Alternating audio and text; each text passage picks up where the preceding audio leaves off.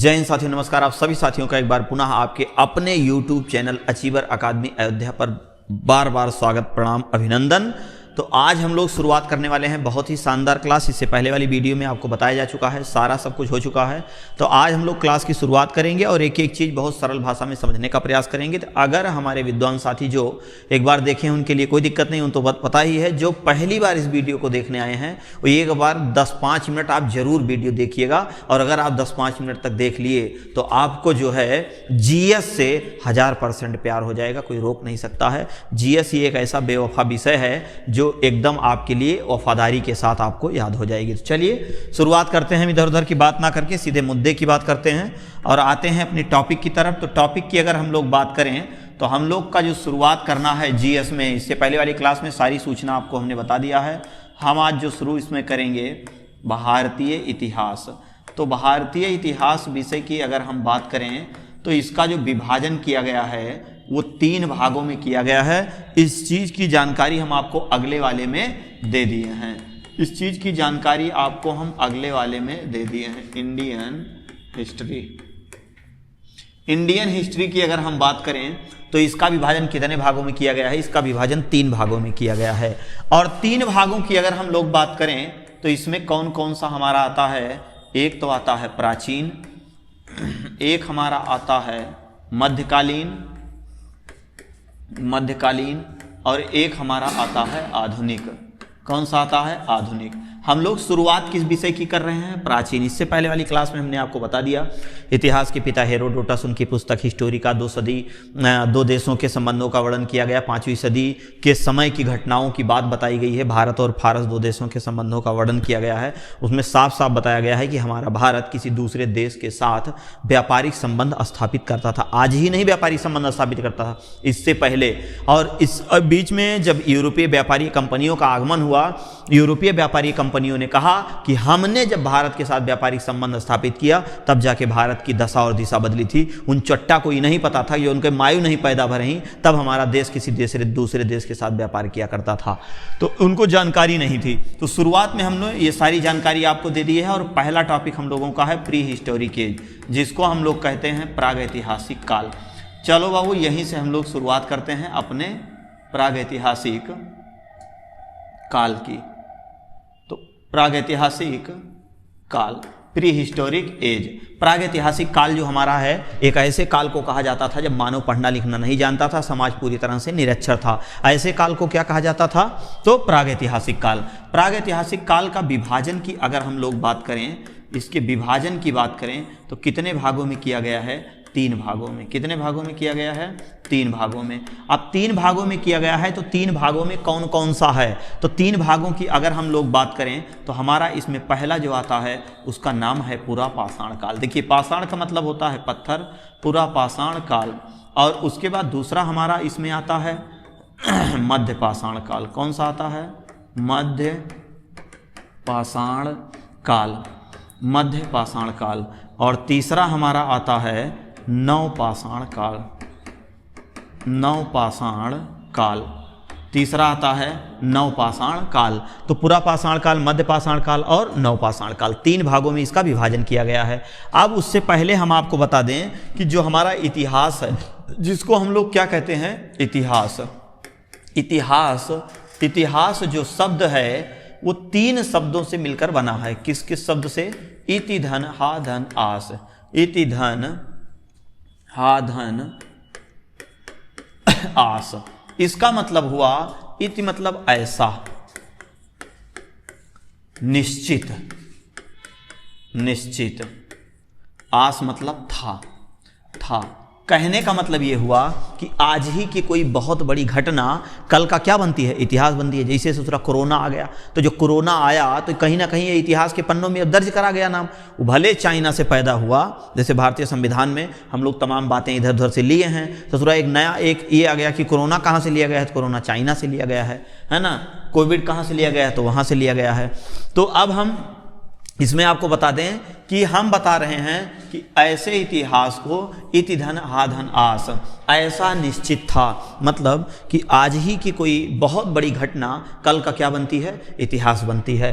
तो इसी को हम लोग कहते हैं इतिहास। तो अब इतिहास की अगर बात की जाए तो मानव के जन्म, तो भैया मानव का जन्म, अब देखिए मानव के जन्म की अगर हम लोग बात करें तो मानव का जन्म सबसे पहले कहाँ से माना जाता है, तो अफ्रीका महाद्वीप से। कहाँ से माना जाता है, अफ्रीका महाद्वीप से। अफ्रीका महाद्वीप को क्या कहा जाता है, मानव का पालना कहते हैं। क्या कहते हैं, मानव का पालना, या मानव की जन्म स्थली, मानव की जन्मस्थली। तो मानव की जन्मस्थली या मानव का पालना किसको कहा जाता है, तो भैया अफ्रीका महाद्वीप को कहा जाता है। क्यों अफ्रीका महाद्वीप को कहा जाता है, क्योंकि यहीं से ही मानव का क्रमिक विकास होता है। अच्छा, किस बंदर से मानव का क्रमिक विकास होता है, तो किस बंदर से मानव का क्रमिक विकास होता है, उस बंदर का क्या नाम था, कपि बंदर। क्या नाम था उसका, कपि बंदर। क्या नाम था, कपि, जिसको हम लोग एप्स कहते हैं, एप्स, कपि या एप्स। बंदर से मानव की उत्पत्ति हुई, मानव की उत्पत्ति हुई। कहाँ से हुई हमने आपको बता दिया। अब सवाल ये बनता है कि मानव ने धरती पर जन्म ले लिया तो उसका रहन सहन, खान पान, इन सारी चीज़ों का किस में किया गया है, तो प्रागैतिहासिक काल में किया गया है, जिसको हम लोग कहते हैं प्री हिस्टोरिक एज। अभी हम आपको तुरंत समझाने वाले हैं। अब अगर कहा जाए कि इतिहास का विभाजन कितने भागों में, मतलब जो विभाजन हुआ वो किस आधार पे हुआ, तो देखिए इतिहास का जो विभाजन हुआ, विभाजन वो देखिए किस आधार पे हुआ, तो दो आधार पे हुआ। तो दो आधार पे हुआ, उसमें जो हमारा पहला है तो औजारों या उपकरणों के आधार पर, उपकरणों, और दूसरा जो हमारा हुआ वो युगों या पौराणिक कथाओं के आधार पर, कथाओं के आधार पर पहला इसमें हमारा जो आता है, पहला अगर हम बात करें पहला, तो पहला आता है हमारा पाषाण काल, पाषाण काल। दूसरा हमारा आता है ताम्र काल। तीसरा हमारा आता है कांस्य काल। और चौथा हमारा आता है लौह काल। इसका क्रम पूछा जाता है। अभी पेट में पूछा गया था, यूपी में पीईटी एक पेट होता है, एलिजिबिलिटी टेस्ट, पात्रता परीक्षा, उसमें ताम्र पाषाण काल के बारे में पूछा था कि ताम्र युग का संबंध था। तो ताम्र युग या तांबे का युग था, किससे, तांबे का जो समय था वो ताम्र काल से था। और युगों या पौराणिक कथाओं के आधार पे अगर हम देखें तो भैया इसके आधार पे भी इसका विभाजन कितने भागों में किया गया है, 4 भागों में। लेकिन पहले इसका आप स्क्रीनशॉट ले लीजिए, तब हम लोग जो है आगे बढ़ते हैं। जल्दी से स्क्रीनशॉट लीजिए फटाक से, और उसके बाद हम लोग फटाक से आगे बढ़ जाते हैं। और आप लोगों को अगर कोई समस्या होगी तो आप कमेंट बॉक्स में उसको छाप दीजिएगा। चलिए, अब आप स्क्रीनशॉट ले लिए होंगे, यहाँ तक चीज़ें आपको समझ में आ गई। अब हम आपको बताना चाहते हैं, क्या बताना चाहते हैं,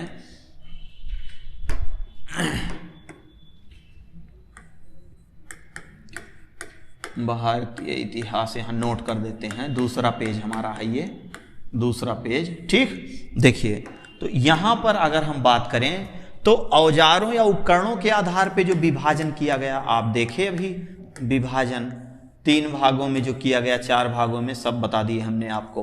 तो यहाँ पर जो औजारों या उपकरणों के आधार पे था, तो उसमें सबसे पहले हमारा कौन था, पाषाण काल था भैया, पाषाण काल। दूसरे पे हमने क्या था, ताम्र काल। अब इसके बारे में आप अच्छे से समझिए। और तीसरे जो है हमारा वो कांस्य काल है, और चौथा हमारा है लौह काल, लौह काल, ध्यान दीजिएगा, लौह काल। अब इसमें युगों या पौराणिक कथाओं के आधार पर, युगों या पौराणिक कथाओं के आधार पर, कथाओं के आधार पर तो इसका भी विभाजन कितने भागों में किया गया है? 4 भागों में। देखिए, औजारों या उपकरणों के आधार पे जो इतिहास का साक्ष्य मिला, इसी को क्या माना गया? इसी को प्रमाणिक माना गया। इसको प्रमाणिक नहीं माना गया। क्यों नहीं माना गया? अभी हम आपको बता दे रहे हैं। तो कहने का मतलब है कि इस आधार पे इतिहास को प्रमाणिकता मिली, यहीं से ही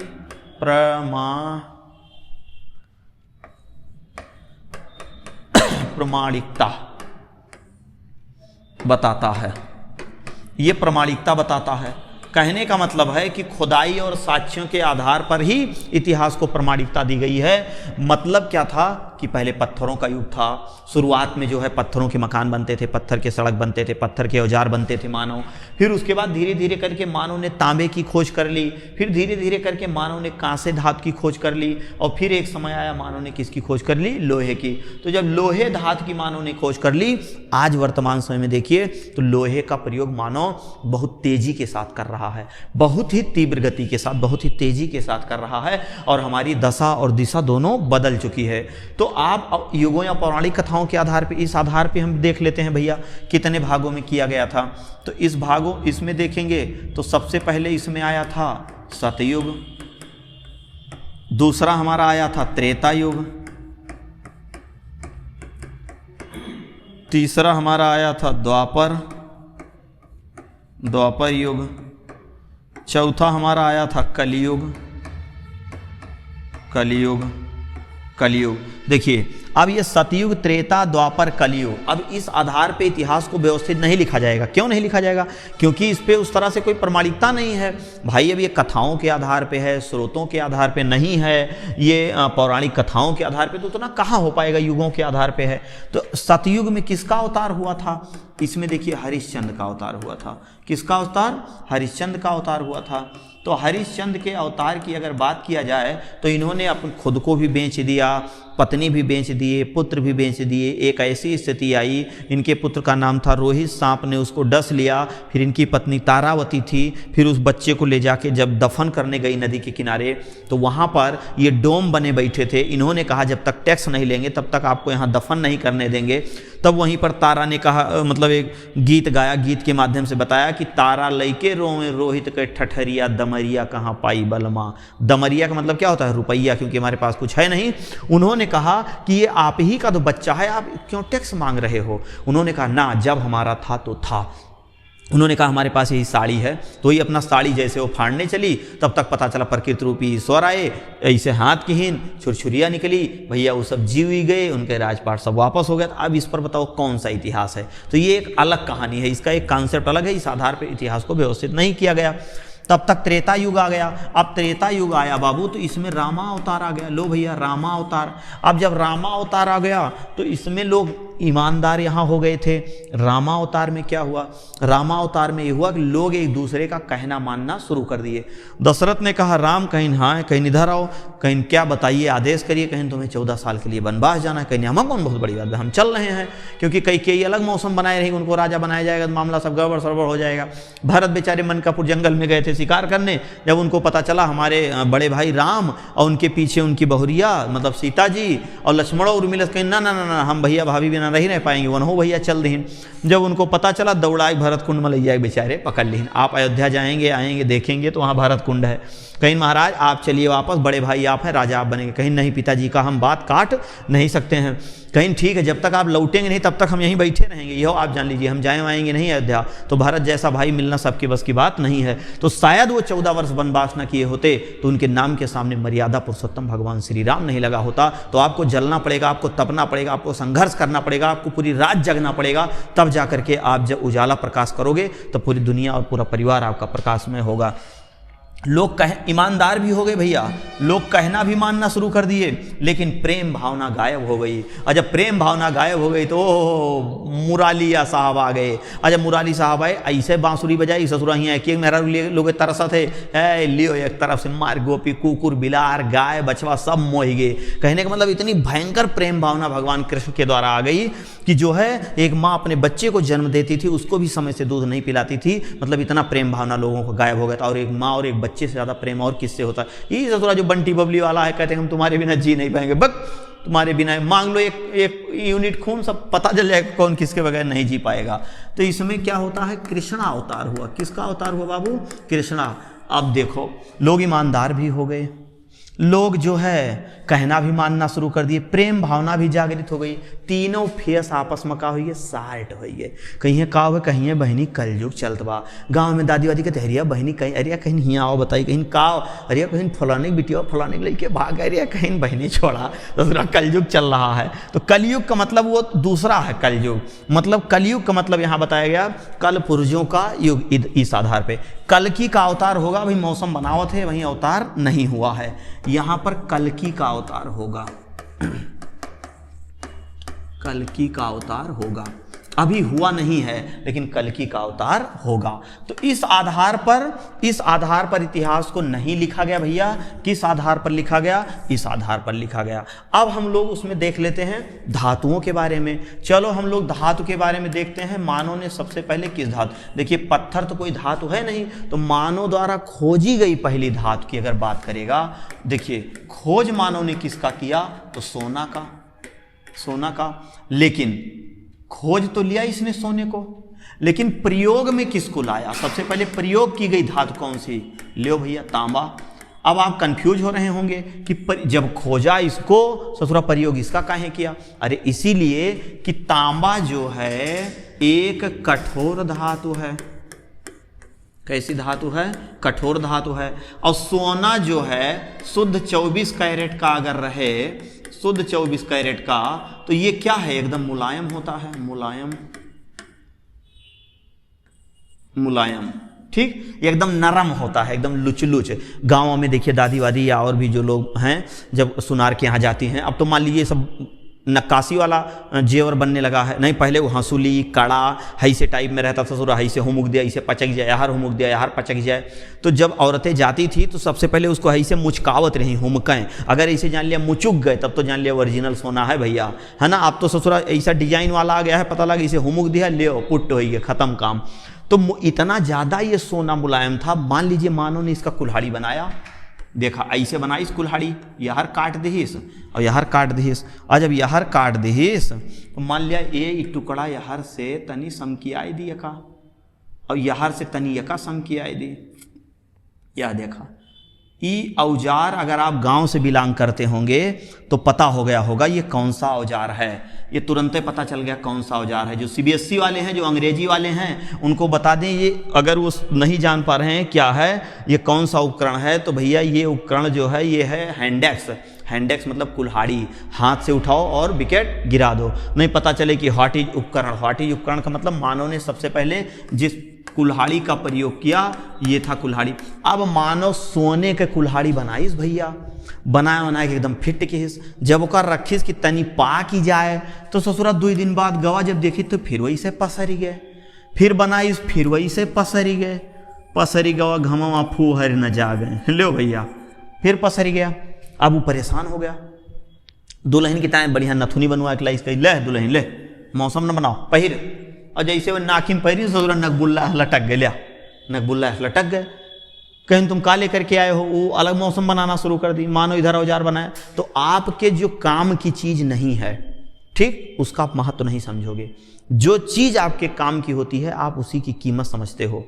जो आपसे जुड़े लोग होते हैं, जो आपके परिचित लोग होते हैं, आप उनसे मतलब रखते हो, बाकी लोगों से नहीं रखते हो, है ना। तो उसी प्रकार ये था। तो मुलायम होने के कारण मतलब सोना जो था वो इतना ज़्यादा मुलायम था कि मानव ने उसका कोई औजार या उपकरण नहीं बना पाया। तो खोज तो ली, लेकिन जब हमारे प्रयोग में नहीं रहा तो ससुरा आज वो 60,000 प्रति 10 ग्राम है, लेकिन उस समय इसकी कोई कीमत नहीं हुआ करती थी। तो इसलिए इसका कोई मतलब नहीं है, तो इसलिए मानव ने इसका प्रयोग नहीं किया। तो जब मानव ने इसका प्रयोग नहीं किया तो प्रयोग में लाई गई पहली धातु हमारी कौन सी, तो तांबा। तांबा जो है वो एक कठोर धातु थी और इसी का मानव ने सबसे पहले क्या बनाया, कुल्हाड़ी, मतलब कुल्हाड़ी क्या, जो भी औजार थे सारे औजार बनने शुरू हो गए।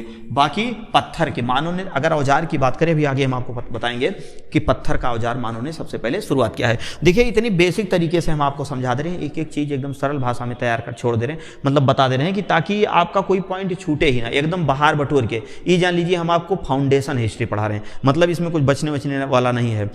पूरा ग्रुप डी से लेके ग्रुप डी, ट्रेनमैन, खलासी, चपरासी, है ना, खलासी, गैंगमैन, जितना भी भर्ती, पुलिस दरोगा, एट पेट सेट जेट जितना भी धरती पर होता है, सभी भर्ती परीक्षाओं के लिए आपके लिए महत्वपूर्ण होगा। नोट्स अच्छे से बनाते रहिए, प्लेन कॉपी में नोट्स बनाइए, और जब प्रश्नोत्तरी कराएंगे तो आप लोग प्रश्नोत्तरी में शामिल होकर और उसका जवाब दे दीजिएगा, ठीक है। तो कठोर धातु की बात करें तो सबसे पहले तांबा। लेकिन भाई यहाँ पर अगर क्वेश्चन ये पूछ ले कि मानव ने सबसे पहले मिश्रित धातु में कौन सा प्रयोग किया था, यह क्वेश्चन आया था अभी जल्दी से किस परीक्षा में आया था, सब आपको बताते रहेंगे जब प्रश्नोत्तरी कराएंगे। तो बाबू मिश्रित धातु की अगर हम बात करें तो मिश्रित धातु में मानव ने सबसे पहले किसका प्रयोग किया था, तो कांसा का।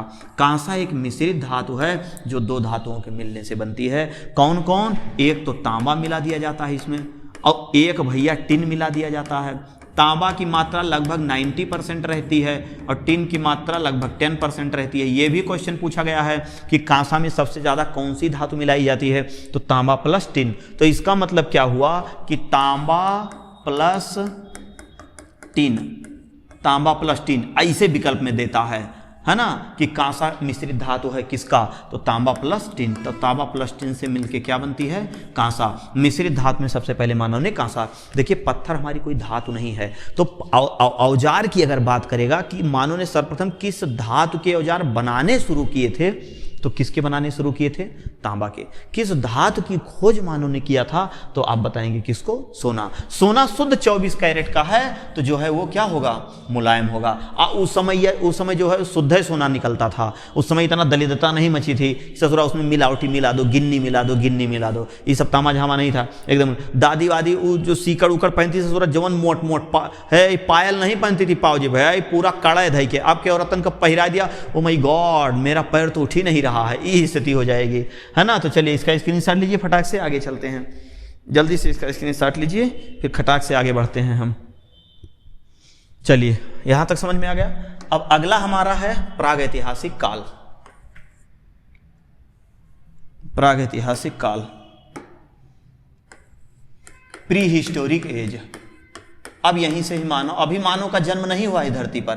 परिवार का निर्माण कैसे हुआ, एक पुरुष था, महिला को कहां से ढूंढ के लाया, कैसे डाउनलोडिंग हुई, कैसे उत्पादन हुआ, ये सब आपको भी आगे बता रहे हैं, टेंशन मत लीजिए। कैसे मानव इस धरती पर आया, प्रागैतिहासिक काल आप अच्छे से देखिए, तब चीजें आपको समझ में आएंगी। प्रागैतिहासिक काल के जो पिता हैं, इसको जो व्यवस्थित करने की जिम्मेदारी दी गई, वो किसको दी गई थी, रॉबर्ट ब्रूस फुट को। रॉबर्ट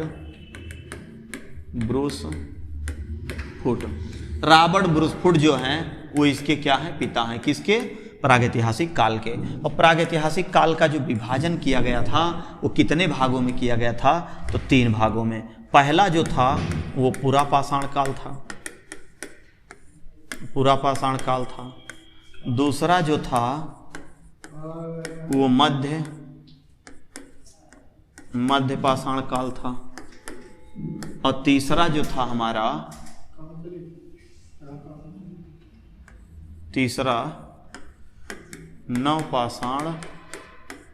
नवपाषाण काल। देखिए पुरापाषाण काल का समय अधिक होने के कारण रॉबर्ट ब्रूस फुट ने 3 भागों में विभाजन कर दिया। इसका नाम था निम्न पुरापाषाण काल। इसका नाम था मध्य पुरापाषाण काल था, और ये था नवपाषाण काल। उच्च पुरापाषाण काल, उच्च पुरापाषाण काल। निम्न पुरापाषाण का लोअर पैलियोलिथिक एज कहा गया, इसको मेसोपैलियोलिथिक कहा गया, इसको लोअर अपर। इसकी अगर हम बात करें, ये मध्य है, ये था नवपाषाण काल। देखिए पूरा पाषाण काल के मानव की अगर बात करें तो जो मानव का जो शुरुआती जीवन था वो बड़ा यायावर खानाबदोशी। खैर अगर देखा जाए तो पूरे प्रागैतिहासिक काल के मानव का जीवन जो अस्थायी नहीं था वो यायावारी ही था। तो अगर हम इसकी बात करें तो ये जो है यायावार जिसको हम लोग क्या कहते हैं, खानाबदोशी या घुमक्कड़ी जीवन। देखिए शुरुआत क्या हुआ, जैसे देखिए आपको बताएं परिवार का निर्माण कैसे हुआ। चलो भैया ये हुई, ये परिवार का निर्माण कैसे हुआ। परिवार का निर्माण, चलो प्रश्नवाचक चिन्ह लगा देते हैं। यह रहा भैया पुरुष। मानव का जो पहला जीवाश्म था उसका नाम था ड्रायोपेथिकस। लेकिन जो ड्रायोपेथिकस मानव का जीवाश्म था वो जो वर्तमान में हमारे समाज में जो मिक्स वेज वाले हैं, कन्नड़ समाज जिनको कहा जाता है, तो 50% महिला 50% पुरुष। धीरे धीरे क्लाइमेट बदला, क्योंकि मानव के शरीर के बनावट का निर्धारण किस पर होता है, जलवायु के आधार पर। देखिए जैसे हम लोग भारत वाले हैं, उत्तर भारत वाले हैं, अब उत्तर मध्य भारत वाले हैं, हम लोग गंगा यमुना दोआब वाले क्षेत्र में हैं, है ना। तो अब हम लोगों का बनावट दूसरा है, जम्मू कश्मीर वाले लोगों का बनावट दूसरा है। थोड़ा सा और ऊपर चले जाइए तिब्बत वालों का ससुरा चिंगमोंग टिंग टोंग है, और कहीं और ऊपर चले जाए मोहनचौवन का है तो ध्यान से आप देखेंगे नहीं तो पता ही नहीं चलेगा मेल है फीमेल, पता लगा जयमाल डालना है ससुरा जिसको डालने को उसको नहीं, वो करे भाई एक जयमाल पर ये लो इधर हो जाएगा, दूसरे भी हो जाएगा। तो कहने का मतलब, और रूस में चले जाइए एकदम जैसे निकोला भात, और कहीं अगर विषुवत रेखा पे आप चले जाइए एकदम मंगरैला जैसे हमारा तो हर बार है, अगर शायद वो दांत न चियाने तो लगभग करे मन ही खड़ा बा कि राक्षस खड़ा है। तो ये किस आधार पे इसका बनावट होता है, तो क्लाइमेट क्या होता है, ये एक स्थिर समय को दर्शाता है। मौसम क्या होता है, ये क्षणिक परिवर्तन होता है ना। जैसे आप सुने होंगे एक गाना है, मौसम की तरह कभी तुम भी बदल तो नहीं जाओगे, तो अगला कहे ना ना ना ना हम जलवायु हैं, हम तुम्हें कभी नहीं छोड़ेंगे, भले तुम हमें छोड़ के चले जाओ। तो मौसम क्षणिक परिवर्तन है, कभी भी बदल सकता है, लेकिन जलवायु नहीं। तो जलवायु के आधार पर ही मानव का निर्धारण किया गया।